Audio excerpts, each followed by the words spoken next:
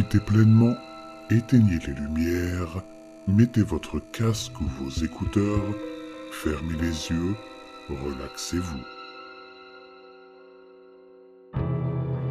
J'ai supplié ma grand-mère d'arrêter de tricoter, mais elle n'a pas pu.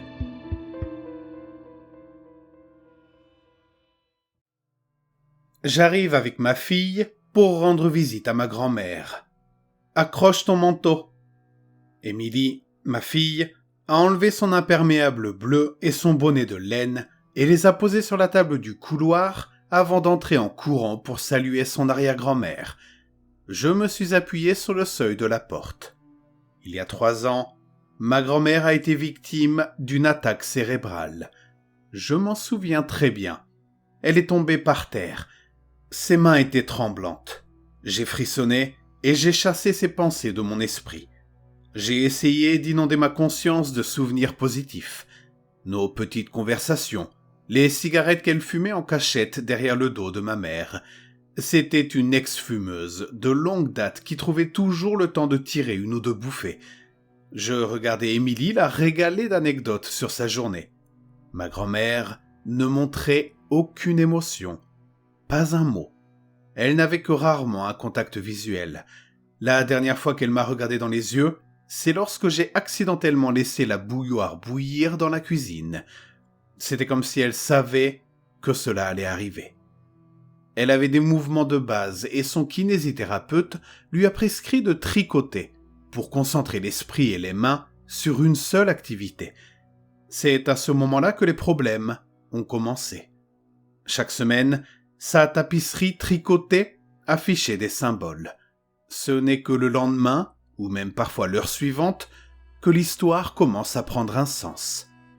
Chaque symbole prédisait une calamité sur le point de se produire.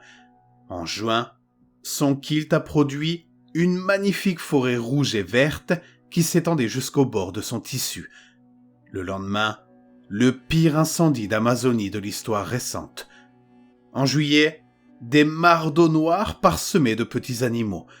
Cette heure-là, un grand conteneur d'expédition a chaviré dans le golfe du Mexique et des milliers d'animaux ont été anéantis en l'espace de quelques heures. Une fois, j'ai essayé de lui retirer l'édredon, mais son moniteur cardiaque s'est mis à s'emballer, au point de provoquer une crise cardiaque. Par pure crainte pour sa santé, je lui ai rendu sur le champ. Ma grand-mère n'a jamais été insensible et je savais qu'elle ne voulait pas que cela devienne une réalité. Pour une raison ou une autre, elle était branchée sur une fréquence que je ne connaissais pas. « Bon, Émilie, dis au revoir à ton arrière-grand-mère. » Émilie a pris son imperméable bleu et son chapeau de laine et s'est précipitée vers la sortie. J'ai embrassé ma grand-mère et je suis parti. C'était la routine. Chaque semaine, je m'asseyais avec elle pour essayer d'interpréter ses visions. Aujourd'hui, c'était différent. J'ai déposé Émilie chez sa mère et je me suis rendu chez ma grand-mère. Je suis entré et je me suis assis à côté d'elle. J'ai regardé et j'ai vu les aiguilles à tricoter cassées en deux sur le sol. Je me suis demandé ce qui se passait et j'ai posé la question « Quelle est ta nouvelle prédiction aujourd'hui ?»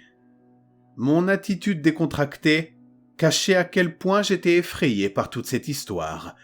En plissant les yeux et en déplaçant l'édredon, j'ai pu déchiffrer les derniers symboles. Un imperméable bleu, un bonnet de laine. J'ai regardé ma grand-mère.